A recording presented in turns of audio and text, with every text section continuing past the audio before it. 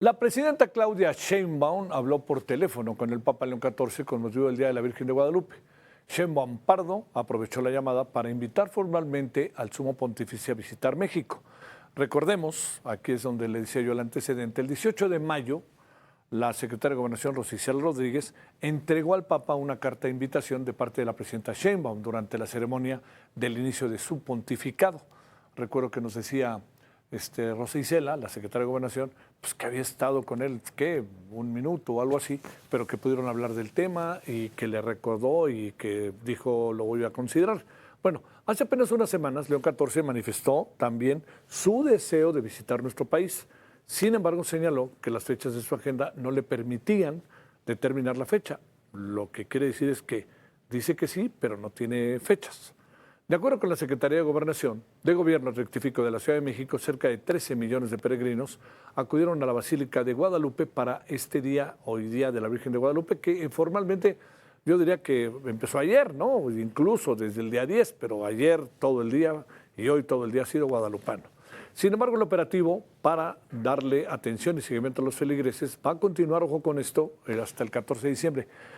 Una de las razones de que sea hasta el 14 de diciembre se debe a que se juntó con fin de semana y mucha gente que no pudo jueves, viernes, incluso lo dejó para el día hoy, para el día de mañana 13, domingo 14. Autoridades capitalinas han reportado 3.441 de atenciones, 41 atenciones médicas en el interior del atrio y 2.476 al exterior de carácter menor. Solo 8 requirieron traslado hasta el hospital. Los 13 millones de peregrinos van a dejar una derrama económica de 21.7 mil millones de pesos, lo que representa 8.5 más que el año pasado. O sea, fueron más fieles, por lo pronto. Ya van 13 millones y el año pasado estaban en 12.6 y obviamente pues hay una mayor derrama económica. De acuerdo con la Confederación de Cámaras Nacionales de Servicios y Turismos, Turismo rectifico, esta es la información, esto es lo que le estamos presentando, es con base a sus datos.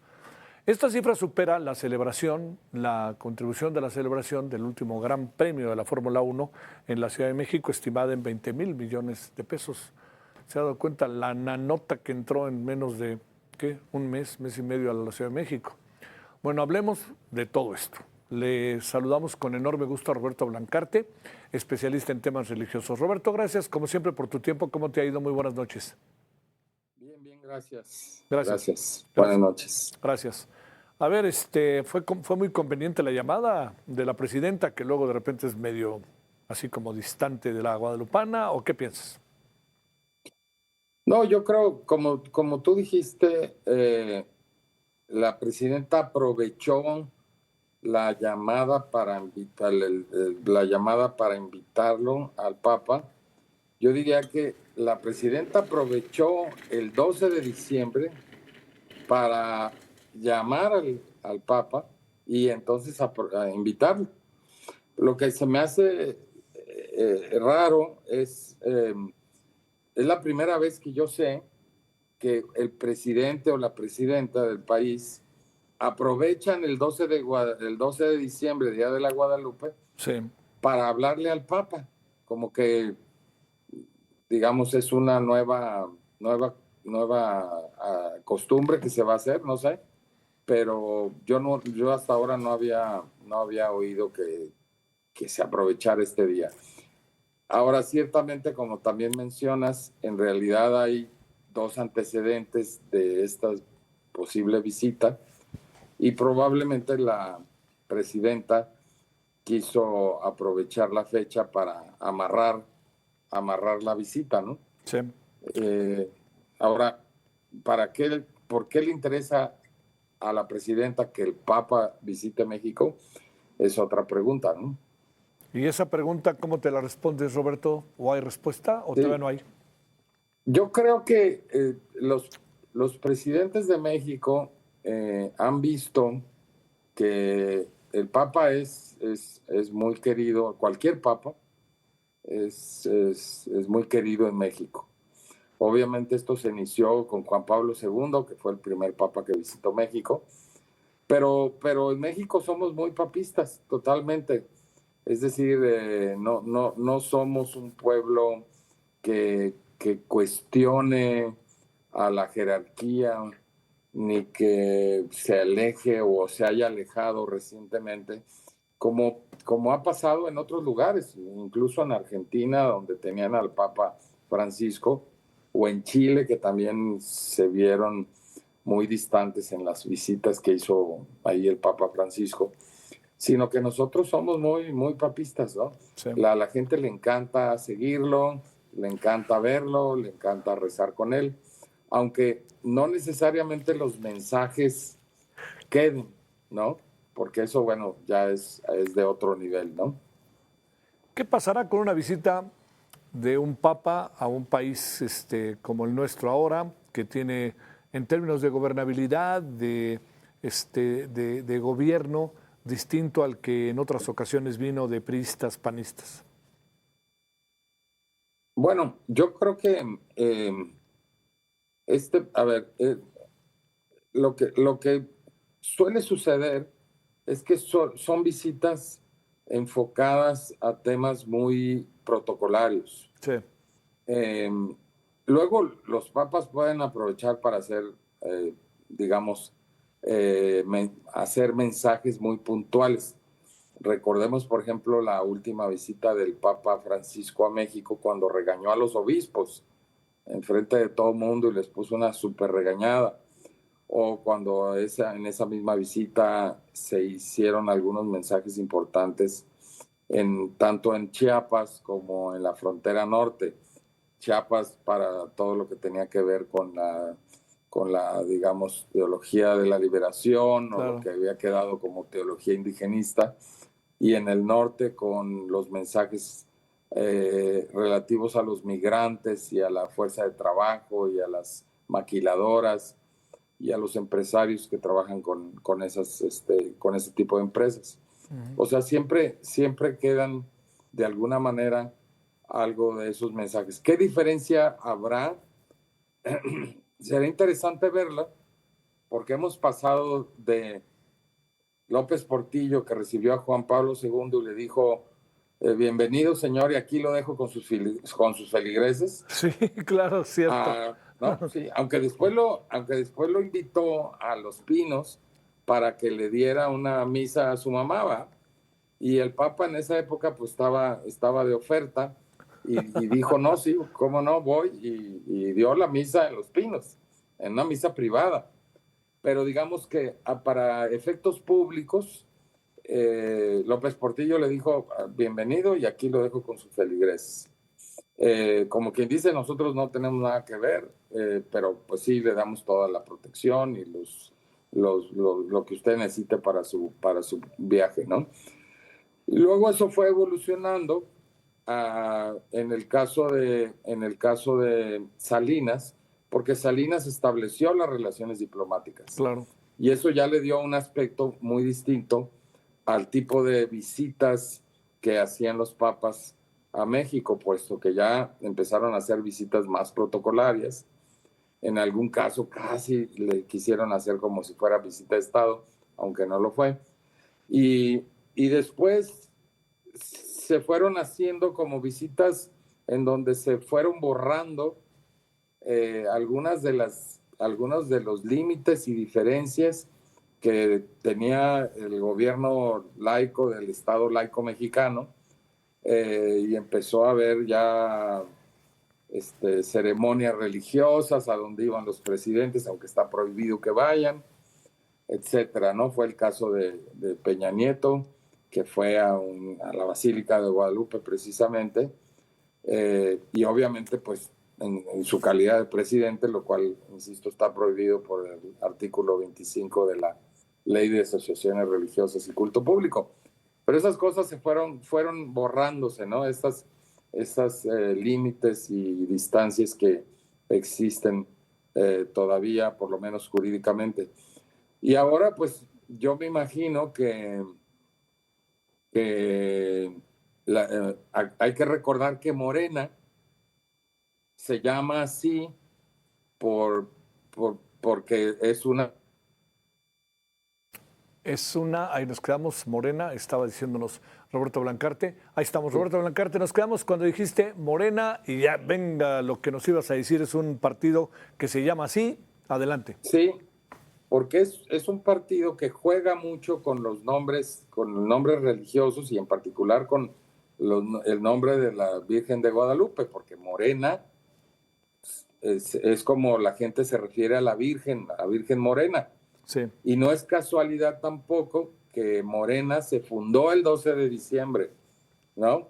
Entonces, todo eso se hace, curiosamente, para darle la vuelta a la prohibición que todavía existe hoy en la Constitución de que haya partidos con referencias confesionales o religiosas. Pero Morena, como muchos otros partidos populistas y gobiernos populistas, juegan mucho con la religiosidad popular, porque la religiosidad popular tiene muchos elementos que se acercan a los populismos. Entonces, yo me imagino que si llega a venir el Papa, me temo mucho que va a haber ahí una mezcla brutal de muchas cosas, sí, con Morena volcada hacia lo religioso, a pesar de que yo creo que la presidenta es agnóstica y que en lo personal no digamos, no es católica ni es religiosa, creo yo, pero ella la hemos visto con vestidos, con la Virgen de Guadalupe, me acuerdo una falda que se puso con la Virgen de Guadalupe y juegan mucho a eso, ¿no? Hay que recordar que hoy o ayer se hizo ya ¿cómo se llama? El Calvario de Iztapalapa, ya lo hicieron una de las, ¿cómo le llaman? Memorias intangibles. Intangibles.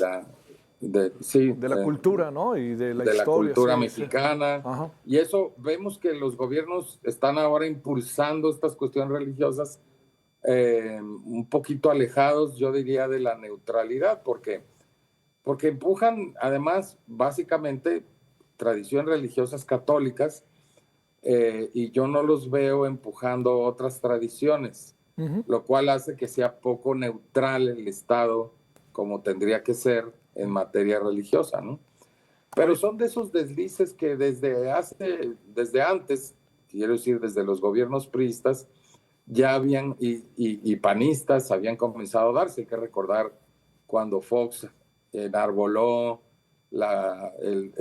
precisamente la imagen de la Virgen en su campaña de la Virgen de Guadalupe, o recordar cuando los gobernadores Duarte de Chihuahua y de Veracruz le entregaron sus estados a la Virgen y a Jesucristo, cosa que no le sirvió para evadir la cárcel, ¿verdad? Pero, sí. Pero es un desliz, digamos, que se ha hecho paulatinamente y que a la gente no parece preocuparle.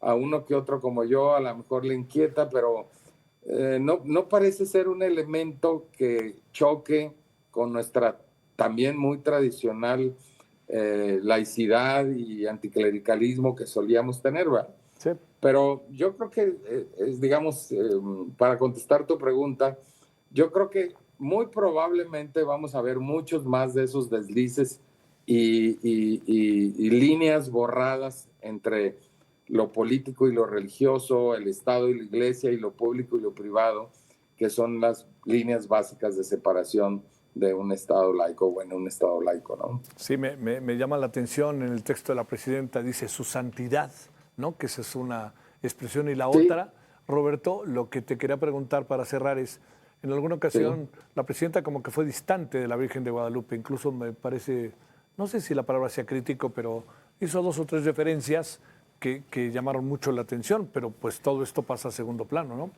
Sí. Bueno, su santidad es que es como le dicen al Papa, ¿no? Como el Papa dice que le llamen, ¿no? Sí. O sea, no, así hay que llamarle, pues.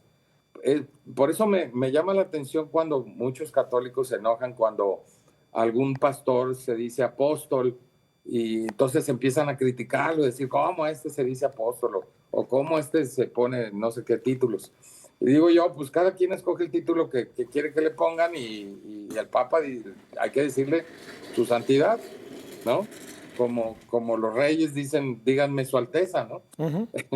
Entonces, ahora, no recuerdo lo que mencionas de la presidenta, pero más bien yo lo que he visto es que en los últimos años como que he estado tratando de acercarse o quizás borrar eso, y como te digo, hace unos 2, 3 años que salió con una falda con la Virgen de Guadalupe, y enorme. O sea, que a lo mejor está tratando de, digamos, borrar lo que era digamos, su proyección personal, sus verdaderas, digamos, creencias o convicciones en materia religiosa o agnóstica. Y eso es muy común, acercándose a la gente a través de estos elementos comunes que tiene el populismo con la religiosidad popular, entre los cuales están, digo, la veneración a un dios y después puede ser una persona, o la búsqueda de protección que se busca, como se ha buscado, por ejemplo, en 500 años con la Virgen de Guadalupe. No sé qué tan efectivo haya sido, ¿eh? Pero hay eso en donde los partidos políticos populistas empiezan a acercarse y a buscar ser, digamos, alternativas a esa religiosidad popular, ofreciendo lo mismo, protección y digamos, y esperanza, que son básicamente las cosas que la religiosidad popular busca, ¿no? Sí. Y obviamente hay más elementos de la religiosidad popular, con lo cual han empatado con los populismos, por ejemplo, la resistencia al establishment, tanto político como religioso, etcétera, ¿no? Pero digamos que yo siento que les ha ido quedando muy claro cada vez más a estos partidos populistas, no solo en México, ¿no? En el mundo, que este acercamiento les es provechoso políticamente, ¿no? Roberto, Por no mencionar los rituales, medio esotéricos, medio neomexicanistas, medio raros, que se han hecho incluso en el Palacio Nacional, ¿no? Te mando un gran saludo, Roberto Blancarte. Buen fin de semana. Gracias. Igualmente, un saludo. Gracias. Que descanses. Buenas noches.